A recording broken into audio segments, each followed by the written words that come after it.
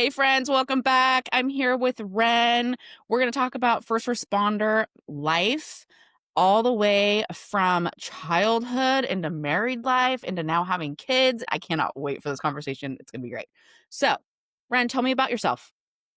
Oh, do I want to tell you all I got? Let's see. I currently am the person behind Emergency Momagement. If you guys have seen that, it's a little pet project, and it's basically everything I've learned in the course of my life of being a first responder kid, of being a first responder spouse, and now a parent, and my job in emergency management. It's a little bit of everything, but I told people that I was born and bred into this life, and I kind of live, breathe, and bleed by it. So who knows what the next day is going to hold, and we're just winging it. So, tell me about growing up as a first responder's child. It was interesting. I actually grew up in law enforcement. I come from a long line of law enforcement, and my mom's father was with Houston Police Department for 49 years. He retired in 2017, and he actually passed in 2020, but he was law enforcement back in the day before mobile radios were a thing. They had CB radios in the car, and that's how they talked to dispatch, which was basically somebody back at the desk. And he told us all kinds of stories. Back in Houston, before it was as urban as it is, they would go out to a call, and then when they were done, they would just kind of park the car somewhere and they'd go hunting for rabbits for dinner that night. I'm like, you're not serious. And he's like, no, I am. He's like, we just call over the radio and be like, hey, we're gonna be out for about 20 minutes. We'll be back. Wow. Those are the kind of stories I got from my grandfather growing up in the industry, and it was fun. It was exciting. And then my mom was briefly a police officer as well. She kind of followed the family trade. Then she had me and then decided it wasn't really what she wanted to do. And so she got out. But my stepdad was San Antonio police for many moons. I want to say like 10, 15 years. And so I grew up as a San Antonio police kid. And so I learned early on about operational security. I learned a lot about situational awareness from the time I could walk. And it baffles me how people can live in such a state of, ease, whereas I'm always looking over my shoulder, head on a swivel type of situation. It's just been bred into me. And so I grew up in that. And by the time I became an adult and was dating, I decided I did not want to marry into law enforcement. That was my one thing. I said, I will marry almost anything except law enforcement. So, plot twist, you married a firefighter, right? Yes. The bigger plot twist is he was Army infantry. Oh, So I'm like, yeah, that didn't really work out in my favor. I mean, it did, but it's not quite what I was expecting. So he and I met, and he told me he was Army infantry, and I was like, all right, cool. And then he goes, yeah, I'm trying to get into the fire academy. And I went, oh, here we go. Here we go again. And so I'm like, okay, well, it's not law enforcement. So, okay, cool, whatever. And about 6 months after we started dating, he went to the fire academy. And I tell you what, those beginning years were rough. If I had married law enforcement, I would have known exactly what I was walking into. We have no fire in our family. Everybody's law enforcement. And so now, granted, we still have the rivalry with friends and things like that, but it was always cops in our family and our family friends.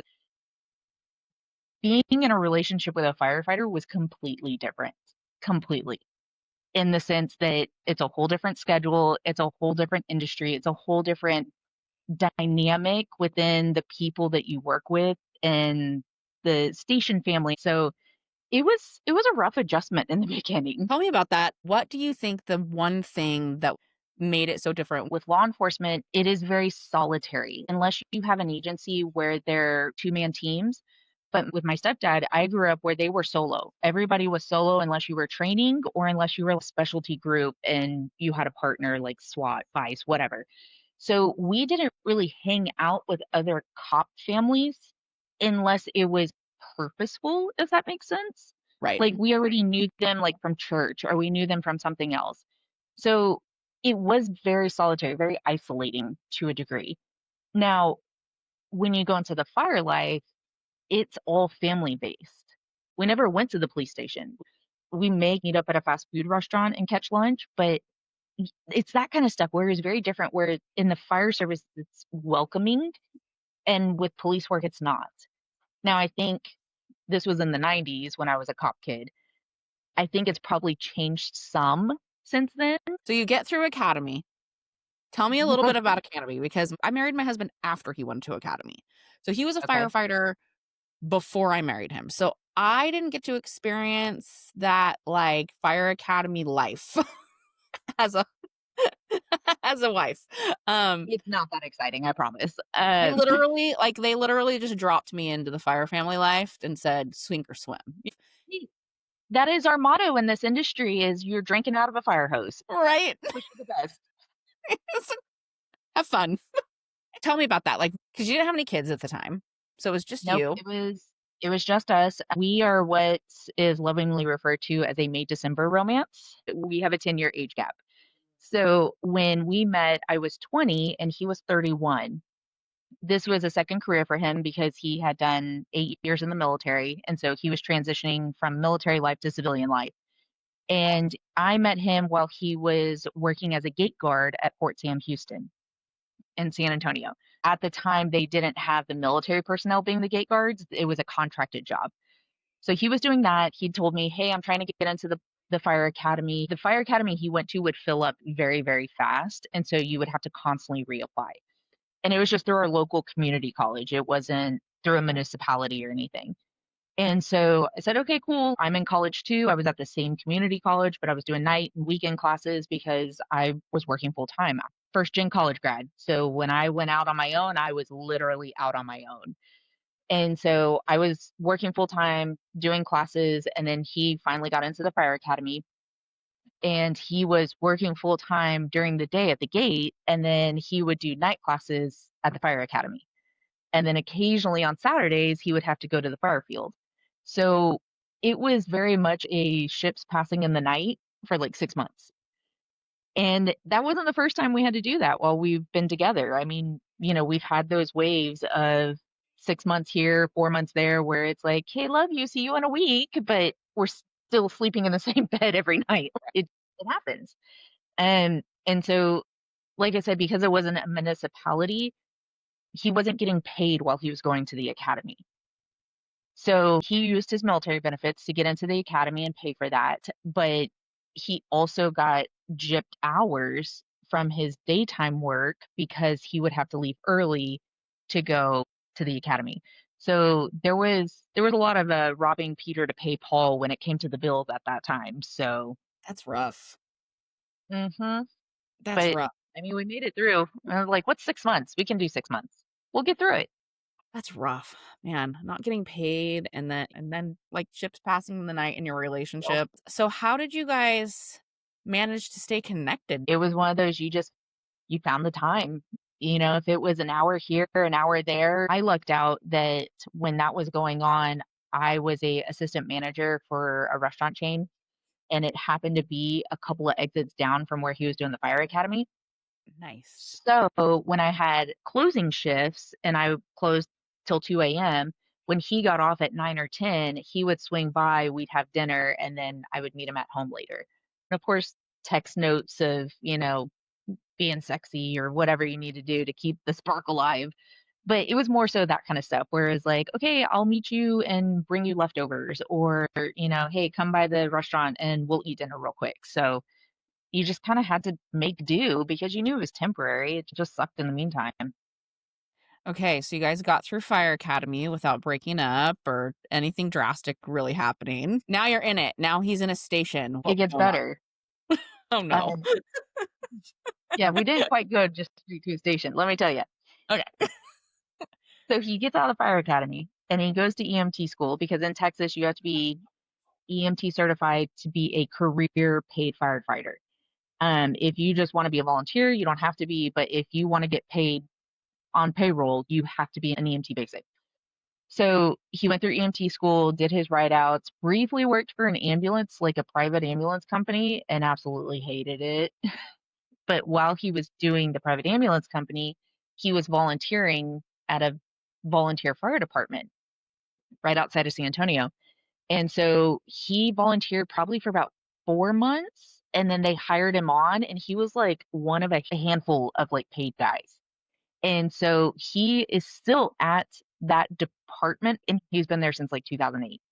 And he was one of the first few that were full-time paid guys, and so he's worked his way up. But those early years, that was hard because he needed the experience to get hired somewhere, but he was volunteering, so he wasn't getting paid, and it was still a lot of robbing Peter to pay Paul. So it was like the whole year of 2008, Oh, we man. had no money. It was like mhm, and that was right during the It recession. Oh, yeah, and the year of 2008 was the year that I married my husband, Mhm. and we had our first baby, Oh god, during the and recession? together, I had a child outside with someone Right. else, and so I was a single mom before I met my husband, and that's why I hate it when people say, "Oh, I'm single mom in it in Fire Life." I'm like, "No, you're solo Yep, parenting. There's a difference. yep, yep, There's a huge 100%. difference, trust me." Um, but so I met my husband in 2007, we got married in 2008 in January, and then we had our first baby together, uh, in April of 2008. So 3 months after we got married. So he took his paternity leave, right? Like, he's off for his 6 Yeah. weeks, and the day he was supposed to be going back were the lightning fires in Anderson Valley that was, like, 45 minutes east of us. No. So, I'm marrying a man who is now I've had a baby. I'm now in the thick of assignments. So at the time he was working in dispatch. So he was working a 12-hour shift.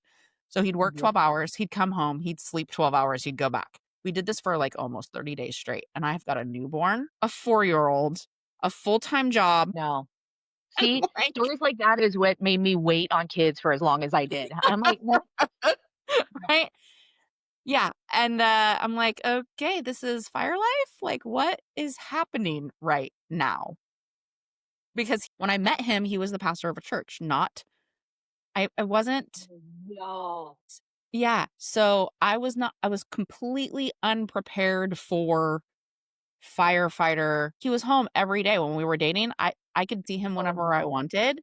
He could come and hang out with my kid anytime that he wanted. He picked him up from daycare for me. He did all of these things. As a single mom, it was like the coolest thing ever because he started taking on the responsibilities of basically stay-at-home dad while I was working full time. And then, "Oh, by the way, I think we need more money because we're having a baby, so let me go back to fire service." W Oh, he pulled a bait and switch on you. Like, "Wait, what?" That sucked. And it wasn't like he just made the decision on his own. We talked about it, and I had no idea what Right. we were getting into, "Yeah, sure, that sounds great, honey, whatever you need to do," so he literally got hired on, um as a dispatcher, I think, like, halfway through 2007 before we got married. So he was just in the CAD admin academies and all of this stuff. So I had a Right. little bit of awareness that 5 days a week he was gonna be at this academy, but I knew on the weekend he'd be coming home. So never was I ever prepared for, "Oh, by the way, I'm gonna be coming in and out of the house every 12 hours for 30 days straight," or whatever it was. I don't even remember at the time. I just You know, remember waking up the I kids when I get home late because 'cause they're already in bed, waking them up when I leave early yeah, as they have no more the baby is, like, clinging to dad, he's a daddy's boy, so and then he became colicky right as he was going back to work, and so Oh, I have this god. child that will not stop crying. I mean, it was chaos, right? And I had no idea what was going on. None whatsoever. Yeah. No None. one there to tell you. Okay, so my mom's father, my grandpa, worked for Mhm. CDF Okay. when CDF was just becoming CDF. Oh, geez. So she He was like had a founding member type of yeah, practically, yes. They were just figuring out training programs. He was the pyrotechnics guy, Yep. and they handed him a manual and said, "Go for it. Like, here, read this manual, now go do it." Yeah. That's Oh, wow. Okay, I mean, that sounds like the time frame of my grandfather being, yes. part of Houston. "Here, go blow some stuff up. Just read the manual. Cool." Yeah, that would never fly now. But she grew up in a totally different time. So she had some advice, but her advice was like, "We just dealt with it. Like, you're just gonna have to deal with it." You're like, "But how? How do I deal? How do I deal with it? And she's just like, Problem, how do I deal?" but you just do. Like you just they're gonna they're gonna be gone and you just deal with it. And I'm like, cool. Mhm. Good advice. But in her mind, like she was happy and her siblings were Yeah. happy and their mom dealt with it, quote unquote. And it was their life. And so she didn't look at it in any kind of way of, like she probably was doing things to deal with it, but she didn't know what those things were. And we never had names for all the things that we do now. And so it was like she had no advice for me. I didn't have any friends that were firefighters or fire Like, spouses. mm-mm. So I really had to depend on what I was hearing from these other fire wives, but I really wasn't a fire wife because my husband was in dispatch. So it was like I'm not asking the right questions to get the right answers to get it was just yeah. Well, you just didn't know any better. I mean, I was in the same boat that we didn't have fire friends, and so the one advantage, was my husband grew up as an active duty Air Force brat. And so my mother-in-law and I are very, very close. We get along very well. And so in those early days, I talked to her and I'm Yeah. like, how did you handle when my father-in-law was on TDY? Or because he was Air Force, he wasn't deployed, he was TDY. And so I'm like, how did you handle that? Being a parent, being a spouse, what did you do? And she was actually my rock. She was the one that I would go to for that kind of stuff because my mom, she grew up as a police kid and then she was a police spouse. And like we said, it's different. And Different. so my mother-in-law was the one that helped me kind of like find my way Mhm. and to fill my time while he was gone. And my biggest thing was in the beginning because we were always home together. Like you said, he was always in bed every night. So how do you go from almost a year, year and a half of him always being in bed at night to now he's on 24/48s and he's gone for a whole night? And I'm like, what do I do with the rest of the bed? It's just empty bed. What do I do with myself? And so she actually helped a lot in that you got to find a hobby. You got to have friends that you can go and hang out with and don't have your own life and forget where you are and where you come from, but you have to have basically two sides of yourself. You have to have your independent side where you still maintain yourself, and then you have your family side. And so, it was hard to understand that, but as I've gotten older and I've spent more time in the industry, I get it now. And that's what I try and tell the young fire wives and fiancés and things like that. Do not put all your eggs in your firefighter's basket. That's the only way I can describe it. Because my biggest pet peeve online is when people are like, "My spouse is my best friend." Not as a fire spouse, No, not as a fire spouse. Your spouse should not be your best friend. I'm sorry. because when your best friend is gone for 48 hours, what do you who are you gonna talk to? What are you gonna do? Well, also, your best friend should be somebody that can tell you everything and you can tell everything too. And while you should be able to do that with your spouse, it's not always possible. No. If my husband has had a heavy shift, I am not going to unload all of my heavy onto him and vice versa. And so Right. you need to have someone outside of your marriage that you can unload on, that you can, you know, connect with and have those conversations with. And so, no, your spouse, they can be your best friend. You have to have other BFFs, I think is what, Right. yeah. I think that's the advice I would give is that it's okay for you that to be your best friend, for that to be your person, but you need to have another one. And I tell my husband, he feigns outrage whenever I tell him that he's not my best friend. It For all intents and purposes, he is. I wouldn't have lived with him for, 15, 17 years if he wasn't. You can't live with someone that's not. But I told him, I have multiple best friends that fill different parts of me. He feels one Yes. side of me. I have one best friend that I've known since high school. She feels a different part of me. She's seen me through all my transitions of life. I have another best friend that she's seen me through. We've only been friends for like 5 years, but we have a different type of connection. And I have different friends based on different facets of my life.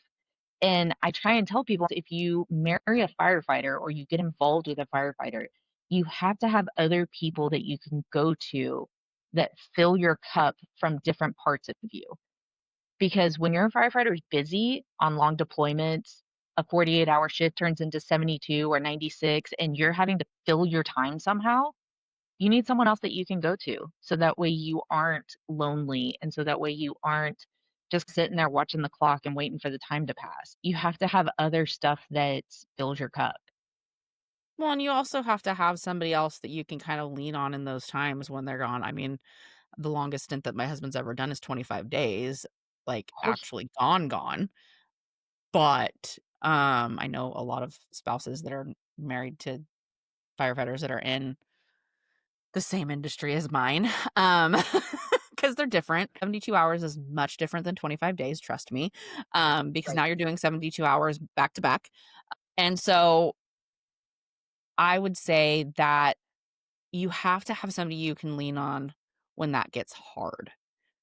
right, Because no matter what you do, no matter how prepared you are, no matter how right. many facets you have or self-care you do, you're gonna hit some point in that 25 days where it's just hard. Like, it's hard, you do not Mhm. wanna get out of bed, you do not wanna make the dinner, you do not wanna do the dishes, you do not wanna take the kids to You school, just shut down. and you have to be able to say, "I can do this," and Mhm. sometimes you need someone to call and say, "This is too hard for me. I'm not doing it." Like, whatever you need to say, Right. and they can say, "No, you did it before, you can do it again." And I would argue that that needs to be somebody that understands what's going on. For sure. And it's probably not your mother unless she's a firewife. Um, Right. and it's probably not your friend that you made when you were in kindergarten because they, again, may not be a firewife or husband or whatever. I would argue that it needs to be somebody that lives the life that you live. It may not even be for me, it's not necessarily a municipal fire wife, right? Right. For Mhm. me, it's I need to find that wildland woman who has been through hell and back during fire season that understands exactly what I'm talking about Mhm. because it's tough. It's a My whole wall is different about day 10, I'm not gonna lie, it's like the magic number. Day 10 comes and I'm just like, "I'm so done with this shit." Like, I wanna be done. Where is my husband? And then, I do my things, I talk to my people, and I get over it, and then we go on for another 11 days, whatever it is. And so, yeah, I think you hit the nail on the head with you have to have somebody outside of this relationship that you right. can be like, "Man, this sucks," Mhm. or "I'm having a great time," or whatever. There's a episode of Bluey, and there's a clip where it's like you just have a good cry, and then you pick yourself up and you keep going. It's like, Yep, that's what you do. yep. You sit in the bed, eat chocolate, popcorn, whatever it is, have a good cry, and then you start over and you're like, "All right, let's do Or in this." my case, you sit on the floor of your living room and cry in front of your toddler, but you I've had a couple of those, believe me. like, you have a good cry, and then you're like, "Wait, I don't have time for this. What am I doing?" You Yeah, know, because life you make do. continues to go on. My best friends aren't married to first responders. One, she's military. She was active duty military. She's a government employee. The other one is a lawyer, and she's married to a VP of a company, but she was previously married to a military person. So she can still empathize, and her Right. husband still travels a lot and things like. So it's same but different, same but different. Yeah. And so it's helpful to have people that maybe aren't in the same industry because sometimes it even brings perspective where it's like, here I am complaining, saying, woe is me, where, one of my best friends is going on 3 weeks of her husband being in Singapore for a job trip. And she is literally solo parenting for 3 weeks. And I'm like, oh, thank God mine's only gone for 72 hours. Like, I don't know if I could handle 3 weeks with my kids. She'd be dropped off at the fire station. Take her. One of my best friends is married to someone in the Navy, and so I would call her on my worst days and be like, "Talk me out of this. Tell me I am Mhm. being selfish, and this isn't the worst thing that ever happened." Because her husband would be deployed for 9 months. Right. So, 21 days doesn't seem so rough when you've got a husband when they're gone 9 months, and she had Puts it in perspective for you. yeah, and at the time, like, now she has 5 kids, but at the time that our kids were all little, I think she had 4 and I had 3. So, it was like, "Talk me out of my bad mood and Mhm. my junk that I'm carrying around today, please," and she was like, "No, you're totally allowed to feel that way." Yep. Lock yourself in a closet, do whatever you gotta do, suck it up and get over it. Like, that's it. Like, Yep. you don't have time for this any more than I have time for this, but you are allowed to feel that way. And so it was good to have that. So anytime that I start feeling that way now, I'm like, but Naomi has her husband gone for this amount of time, and then I just snap right out of it, right? Yeah. That's like me with you. I'm like, "Oh, mine's gone for 4 days for training," and then you're over here with 14, 15 days, and I'm like, "Ooh, yeah, I should listen to But that's the you point, way right? It's all kinda hard, though. It doesn't more." matter. Like, I think a lot of people, they're like, "Oh, well, if my husband's schedule wasn't 24 hours, if it was just, 12 or whatever," they're like, "It would be easier." And I'm like, "No, it It's wouldn't. still hard. It's It's a still different kind of hard. hard. It's a different kinda hard. It's not gonna change just because the schedule changes. Right. They're still gonna be coming in and out of your house. They're still gonna be doing the job that they're doing. It doesn't matter if we go 24 hours or we go 72 or 21 days. It's all Mhm. the same in the grand scheme of things. Like, they're still not here for whatever length of time. And so, in my opinion, you gotta choose your hard. What's gonna be hard today? Hard is what you I make it. I am dreading the hard of Monday through Friday, 8 to 5 that is coming up with retirement. Yeah, Oh, because tell me mine is about it. almost to he's almost to his 20 years, like, he doesn't need 20 years, he's a private their fire department's a private organization, so he can retire whenever he wants, but he's like, "Yeah," he's like, "I think I'm ready to get out of operations and do a Monday through Friday, 8 to 5," and I'm like, "No. No, I think you still got a few years in you." I don't I don't know how people love having their spouse home every single day for dinner. I need at least a couple days a week where I can have girl dinner. Like, Girl dinner. I want agency over the remote. I the want whole to bed to starfish in myself, the to starfish. bed. Yep. Yeah, I want, to do whatever the hell I want without somebody telling me what to do. Um, I wanna be able to go buy stuff and bring it into the house without him knowing and be like, "Oh, no, I've had this. I want the Amazon Just search packages to stuff show up on secret." the day he's not here.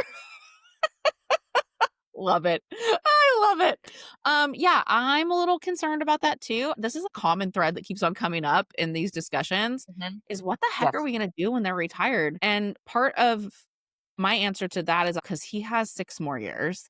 I told him a year ago, Mhm. I'm like, "You're gonna have to get some hobbies, man. You're gonna have to do something that doesn't include me. Like, find something to do." 'Cause you know what's gonna happen. They're gonna be attached at the hip. "Let's go out together. Let's go to."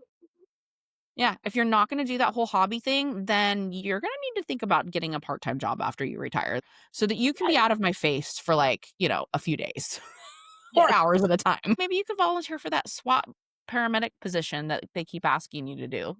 Something. Yeah. And so, yes, I have the same fears as you. However, I'm really looking forward to it because I'm kinda tired of this life a little bit. So, we're all tired out here. Like, we wanna be done. You get to a certain point, and I'm like, 6 years cannot come soon enough, but also, yikes, what's gonna happen in 6 years kinda thing. It's nice to fantasize, but then it's also the fear of the unknown because we're so used to this. Like, it's like starting all over. You're like, "Oh my god, what am I gonna do?" I know, he's home for, like, a week for vacation right now, and I'm like, "Why are you still here? Don't you have somewhere you need to go?" Our our line in our household, it's almost like our slogan is whenever we're getting, like, irritated with each other, it's like, "When do you go back to work?" "You eaten, and are you supposed to be at work today?" Like, Yeah. I think your PTO runs out. Like, mhm.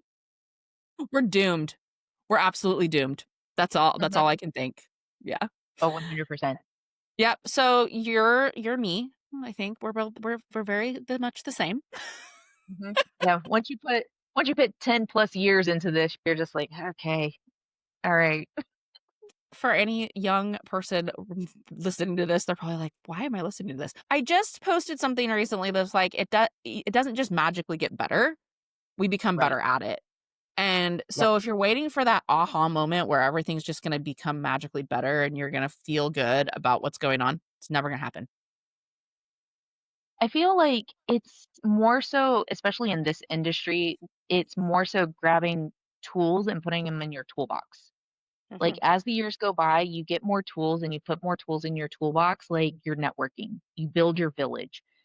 If something happens at the house, I know I can go next door to my neighbors because 'cause we've lived next to them for 15 years, and I can get the husband to come over and help me with something. Because the smoke detectors only go off when your firefighter's on shift or not home.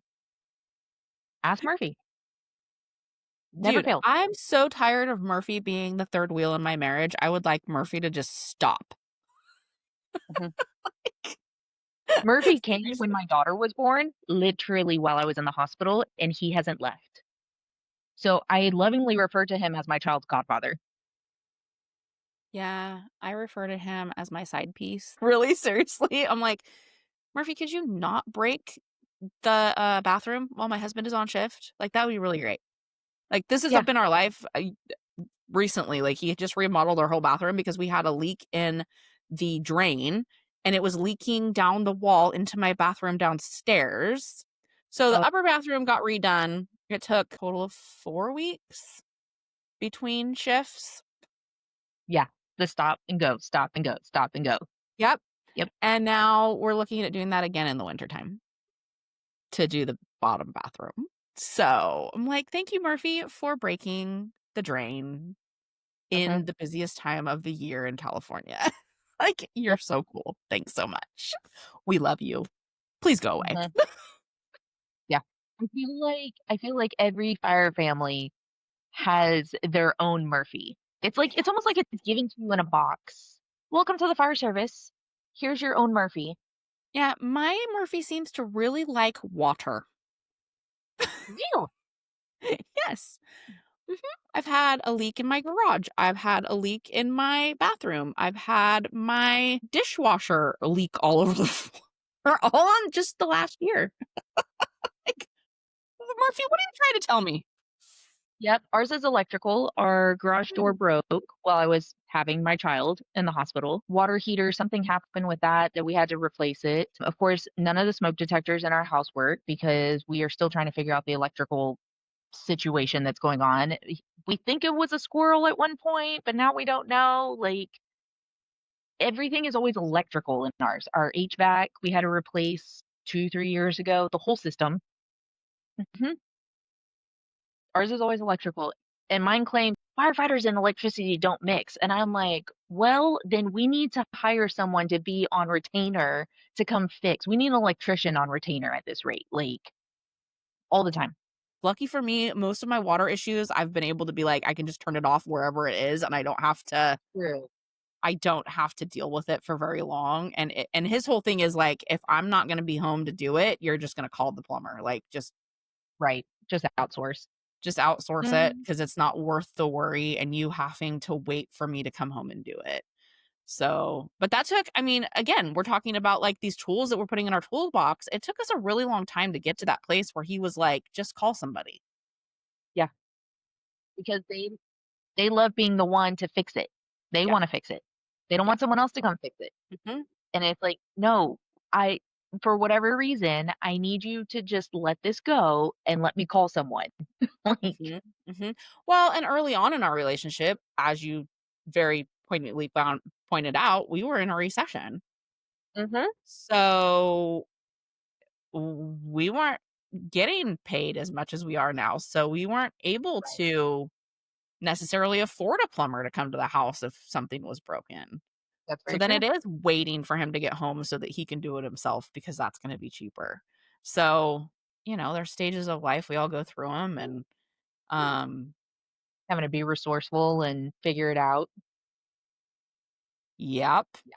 And you Mm, do you build up this toolbox of tools and sometimes you don't even know that you're building it, you know, myself right. included. Like, I learned most of the things that I know today the hard way. There wasn't anybody telling me. It was a matter of trial and error, and then I found out later, "Oh, that's why I felt that way," or, "Oh, I was Right. actually doing that, I just didn't know it." Most firewives are jack of all trades, and they don't even know it. Mhm. Like, how many times have we had to figure something out just because it's like, "Well, he's not gonna be home for 3 days, so it's either I do it or it doesn't get done." You just do. Like, I tend to stay away from the plumbing and the electrical stuff because that terrifies me, but anything else, if it's a leaky faucet, I can use a wrench, Right. like, that's not a big deal, but if it's gonna get, like, super complicated, I'm a girly girl, I can't. Well, it's even like air in your tires. Like you clearly see you need air in your tires. Either go put air or go by one of the mechanic shops and be like, hey, can you just check the air in my tires? And if you play dumb girl, most of the time they'll do it for you without even asking. Mm-mm. We had a truck once, and the battery would die Oh for, no. like, no reason at all, so you'd be going out to the car in the morning thinking you're getting ready to go, and your car won't start. It was so frustrating. And I'd get so mad at him, like it was his fault for whatever reason, right? We've all been there. And Yep. so I'd call him up and be like, the car won't start. And he was like, well, call AAA. Like, why are you calling me about this? Because I'm mad and I'm pissed off and I want the car to start and it won't. And why is this battery like this? Until finally Yep. I was like, I'm not even gonna call him. There's no point. He can't do anything about Yeah. it. Right. What's the point in getting mad? Like, so finally I'm just like, fine, I'm just gonna call AAA and I'll tell him about it later. Like, But 10, 15 years after doing this and you do that, and then when they come home and you tell them, oh yeah, the car didn't start, we had to, and then they get mad. Well, why didn't you tell me? Because you were gone. There's nothing you could do. we are the same. Like, we're all the same because you start taking agency over stuff and they're like, but I wanted to help with that. Yes. What do you mean you did that by yourself? You shouldn't be doing Uh-huh. that. Like, what do you mean? Yeah, mine was, why did you stand on that table to reach the smoke detector that's 12 feet in the air? Well, what you didn't see is the box on top of the table that I actually stood on to reach because I was like this short from, Oh man. we And didn't have a ladder tall enough. We only had a step stool. So I was like, oh look. man, the amount of anxiety he would have had if he had seen you actually doing that. You're not allowed to do that. You're gonna fall and break your neck. No. Yep. Yep. I'm like, oh, so it's okay for you to get on it, but it's not okay for me to. He's like, yes, 100%. Yes, because I'm a trained, skilled professional that knows how to balance my weight. I'm like, because that takes professional training. Yes. Right. So fast forward through, you got through academy, you've been married, you were soloing for a little while, and then you had kids. Oh God.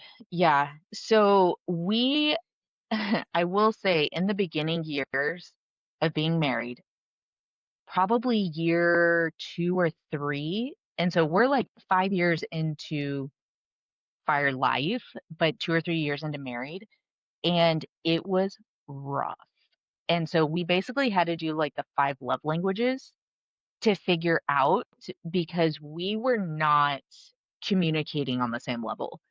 So, we had to do that in the beginning. We got that figured out. Life went on.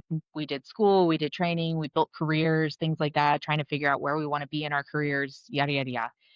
And then in 2019, I got laid off from my job of 5 years. And I was really upset about it. I loved it. I loved what I did. It was just some restructuring stuff. And of course, it's 6 months before COVID hits. And yeah.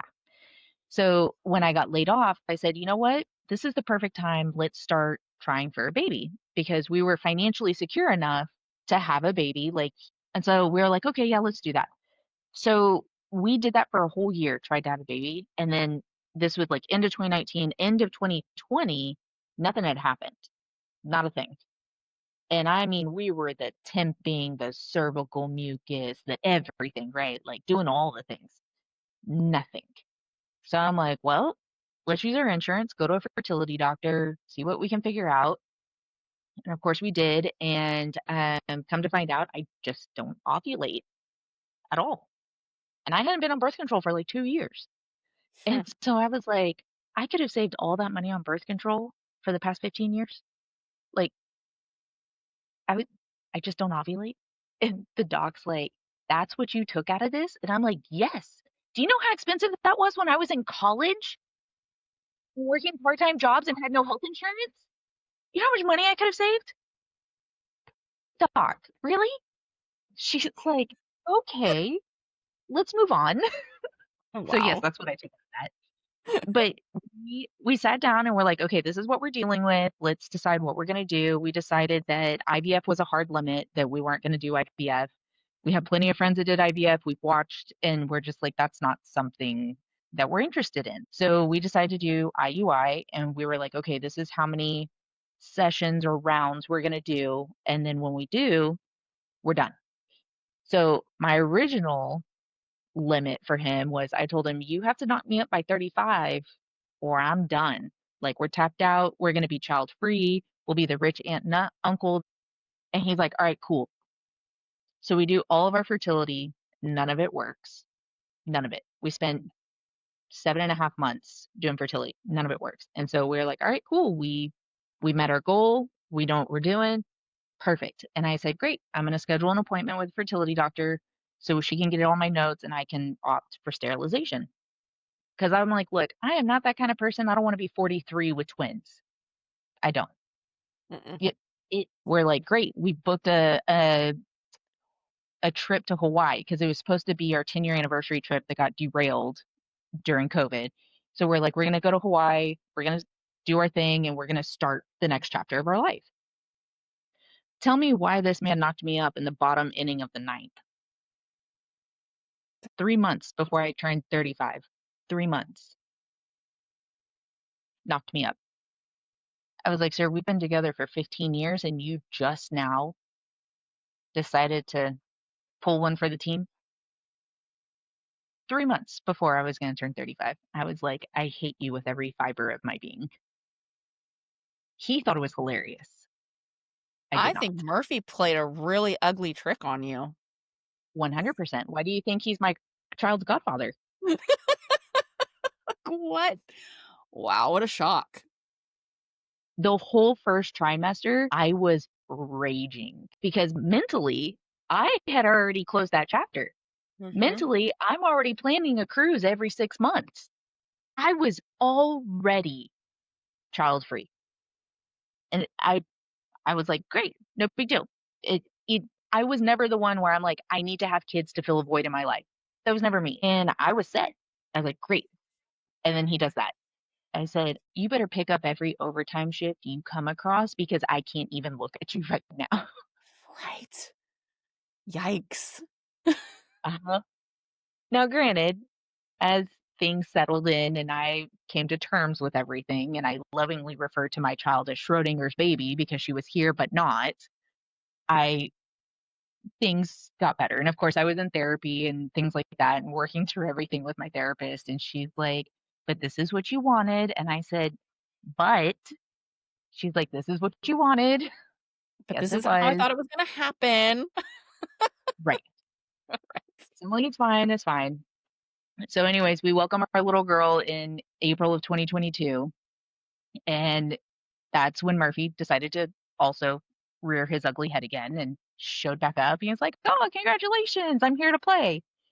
And it was a whole different type of introduction back to the fire industry. Oh, yeah.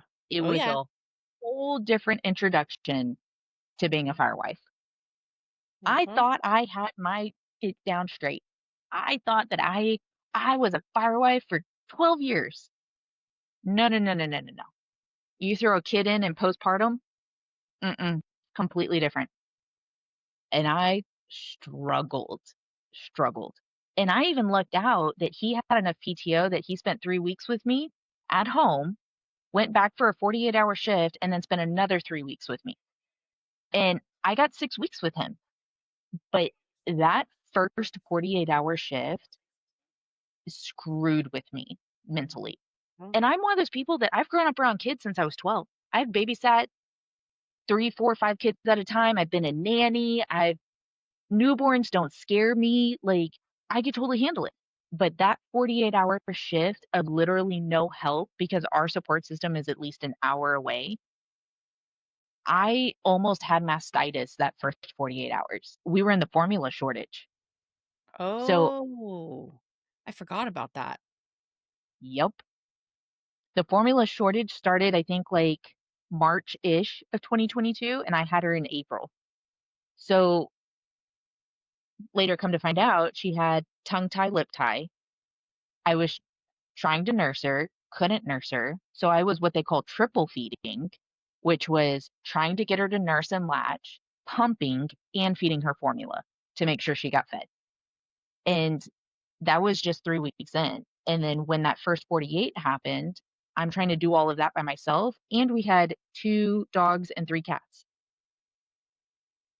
So we've got all the animals, triple feeding a newborn, and I cried. I cried that whole 48 hours.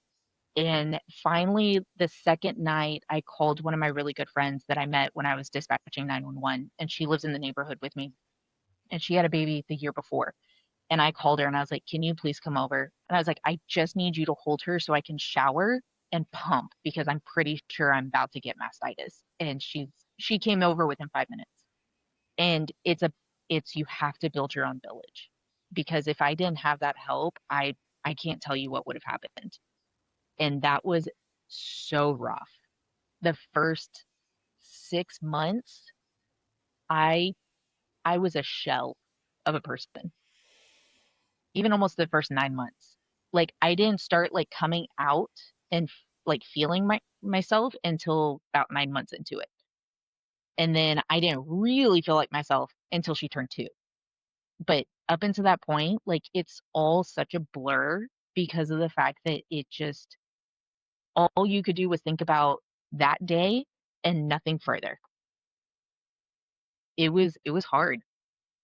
It was Yeah. really hard, and it really tested the foundations of our marriage. Even being married for 12 years, we went to a lot of therapy sessions together. Good for you. It was a whole new dynamic, and I was like, "You're coming to therapy with me." And he's like, "Well, I don't need it." Oh, sit. Yeah. We got things to talk about. Well, and lucky you that you could convince him to sit, right? Like, because, You put me in my ambush. right. Well, yeah, but he did it. I hear plenty of stories where they just won't. That's true. Can't make them do something they don't want to do. So good for you for doing the therapy and getting through it. That's It rough. was Yeah, it was hard, and we always talked he and I had always talked, and we're like, "Oh, we don't want kids right away because we wanna build our relationship, build our marriage." You see all these older generations where as soon as they get empty nests, they divorce because they don't know who they are anymore, or they Mhm. didn't build that relationship together. It was just they poured themselves into their kid or their career or whatever, and they're completely different people, and so I was like, "I want us to build our relationship and grow together," which we did. But kind of the downfall is now our world got rocked upside down, and I'm like, "I don't even know who I'm looking at." Like, who are you? Did I fantasize about divorce a couple of times? Yeah, I did. Well, Yeah, I did, because I'm like, "You, sir, are not making things easier." But we went to therapy, we talked it out, we tried to maintain open communication, and it's still, to this day, parenting kids in this industry is not easy. it's not easy. It is not easy. Mm-mm.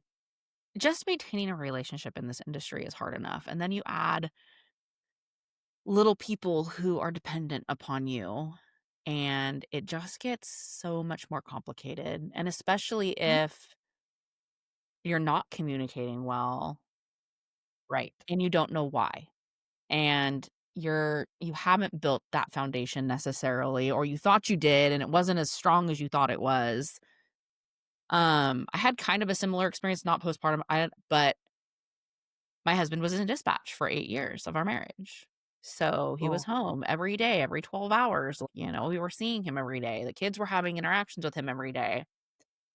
And then he promoted to an engineer. Yeah. So my youngest is 5. So he's had dad in his life every day for 5 years. My middle one is 7. My oldest is 10. that's rough for them. When I tell you we all sat and cried together, tell me why my kids are all crying and I am crying because my husband is going to work. Mhm. And we're not talking, like, just a little Yourself, bit mom. just a little trickle tear, we're talking ugly crying here. Yeah. Um, and it wasn't the best time to be going back to the field because it was when all of these tragic fires started in California. So one tragedy right after the next, and I'm accustomed and the kids are accustomed to my husband being home every day for, we may not see him for hours, but we'd at least see him a couple hours a Right. day. And being able to go visit him if we wanted to on the days that he couldn't come Right. home or whatever, to devastating Nothing. fires that never felt like they were going to end. Tell me how a 5-year-old reconciles that. They don't. They build resentment and yep, that's hard. That's hard. So, you're right. You think you have it all figured out and then, "Oh, by the way, no, you don't." So, a lot of therapy happened for us too. Yeah, we got to a point where we couldn't get on the same page about stuff, and I was like, "We have got to go get somebody to mediate this conversation because we're Right. just screaming at each other. This is not good for anybody." And he had a hero complex that he thought that he had to be at work because he's the only one that could do his job, right? Like, and then if he leaves and it's all going to fall apart. And I'm just like, no, you can actually take a day off to go to an IEP meeting. Right. You can take a You day off. You can take a vacation weekend so that we can get a break from this constant trauma that's going on in our house. to So, realize that we are all still a family unit.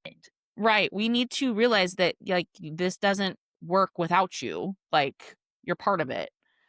And we've gotta figure out how to communicate so that you are part of it. And so it was a really, really rough for a really, really long time. I felt like I was failing as a wife because I wasn't handling it as well as other wives were handling it.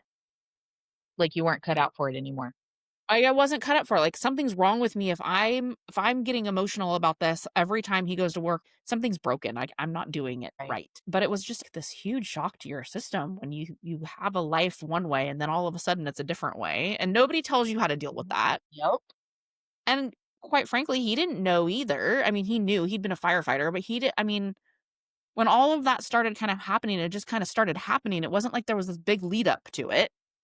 Right. It just got dropped in your lap. It was like, devastating fires just started. It wasn't like there wasn't a buildup. It was like one town burned down and then we're like, "What?" Yep. And then another one and another one and another one, and it was just kept on going. So, I know our issue that we had after we had the little one was our communication was that we were saying the same thing, but in different languages. And then when we got to therapy, I'm like, we literally agree. It's this, we're saying the exact same thing. Why are you arguing with me about it? Like, you're saying this and I'm saying this and we're the same. So I don't understand why you're yelling at me when I'm literally agreeing with you. I'm like, "No, we're yes." He's like, "Well, you're saying this." "No, I know, but I'm agreeing with you." Like, I can't even tell you how many times that happened where we finally had to get to therapy so that way the therapist could be like, "Okay, hold on, take a minute. You guys are saying the same thing."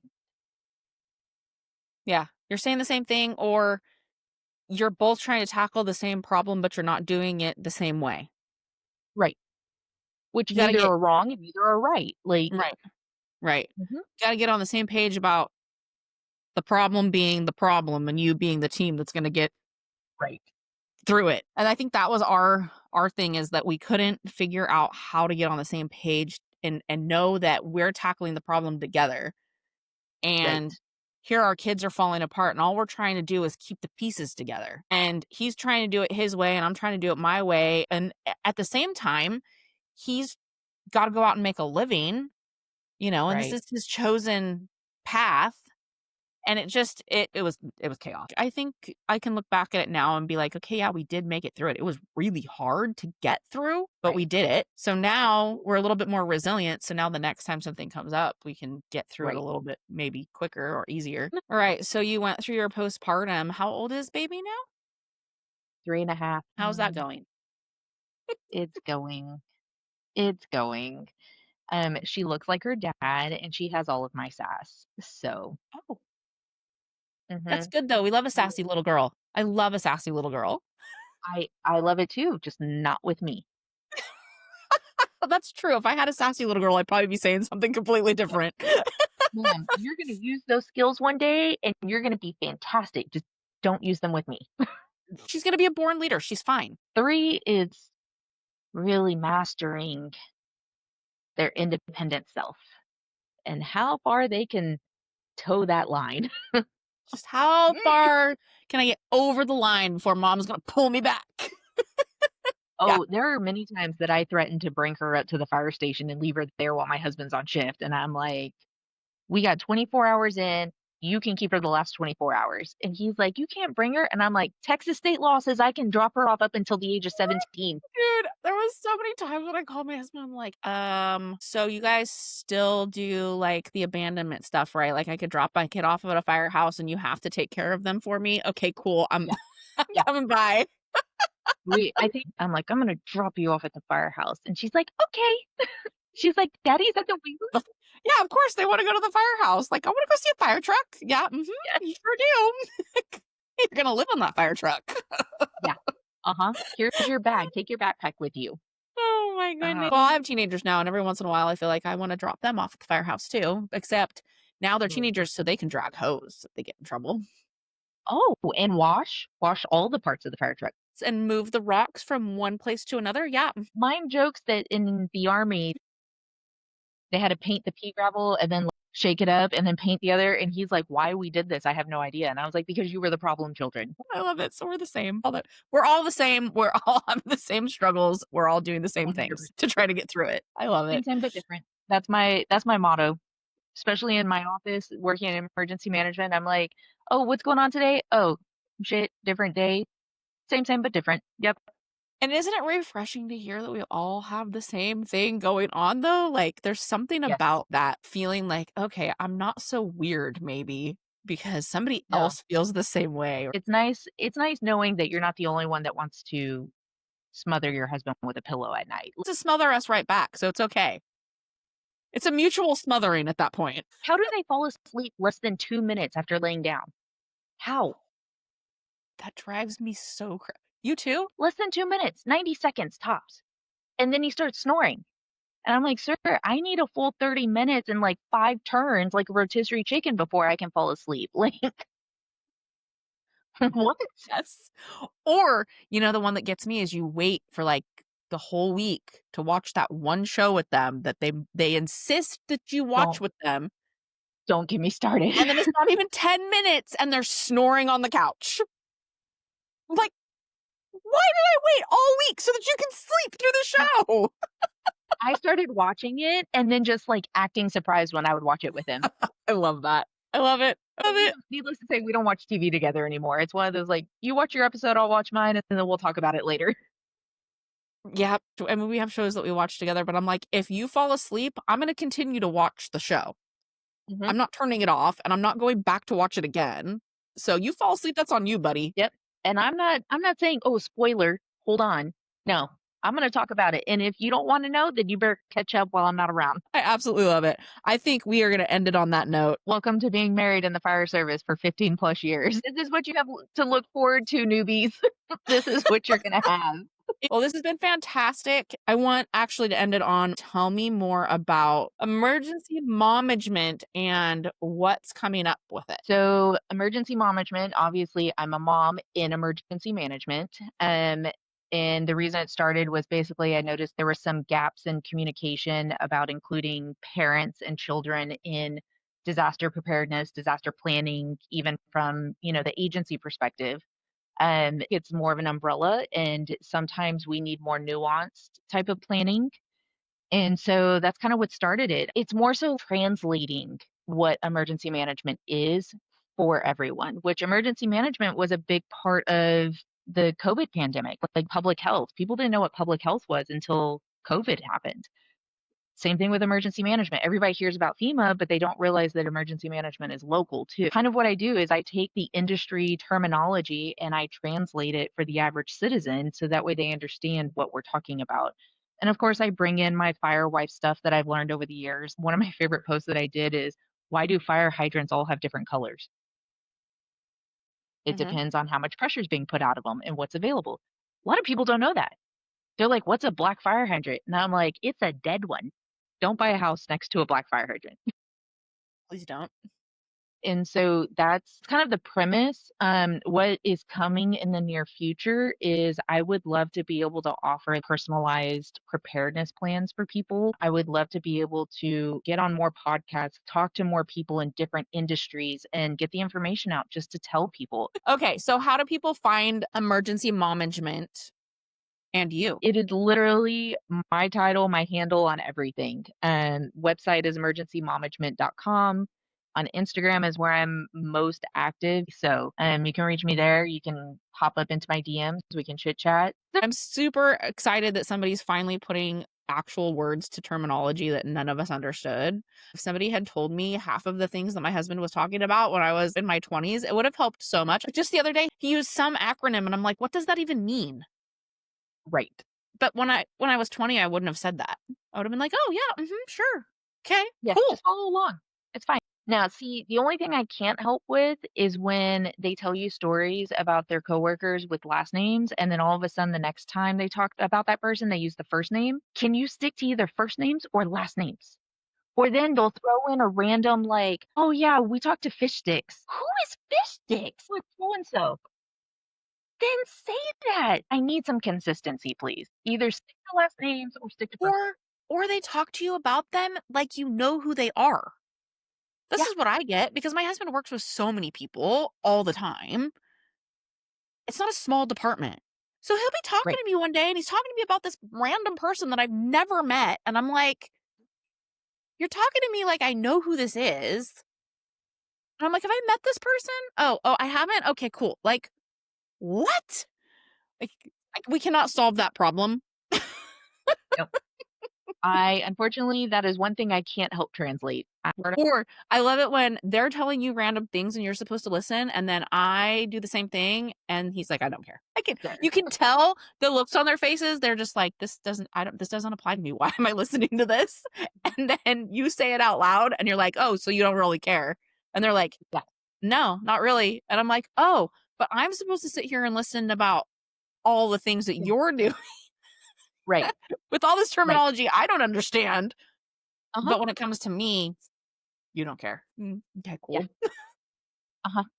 Or they're talking about so and so at the department in something that's totally irrelevant about a class they took, and I'm like, "How does this have anything to do with the price of rice in China?" Yes. Why are we talking about this? Like, what? And he's like, "Well, I'm getting to that." Okay, 30 minutes later, again, after 20 side quests and different forks in the road, I still don't know why you mentioned so and so in whatever training class. Like, what? Or does yours do this thing where you're just sitting in here and all of a sudden they start talking about something completely random that happened at work? I'm like, "We were literally just talking about the dog and you're now Yes. talking about this." He'll walk in from another room and start talking like we picked up a conversation from like 2 hours ago. And I'm like, what? Did I glitch? Like, am I in a parallel universe? What just happened? Oh, I was talking to Oh, so and so man. on text message and blah blah. Yeah, but that still doesn't address how the fact that you walked in and like mid conversation. There's I'm gotta be something that goes on in the brain. It's gotta be trauma brain. That's all I can think of. It's like, what? what? No, So you remember that one time? I'm like, "No. no, As a matter of fact, I don't, because I wasn't there." no, no. I usually when that happens, I say, "Oh, that was your other wife." Yeah, that was your other No, wife. He's like, no, that "No, I happened at told work. you." I wasn't there. Like, no, I don't go to work with you." I love that. Okay, we're gonna wrap it up. We're just being silly now. I It was mean, wonderful. what else are we gonna do? What else are we gonna do, right? But thank you so much for being here and having this wonderful conversation and making me feel less like a crazy person. I loved it every minute.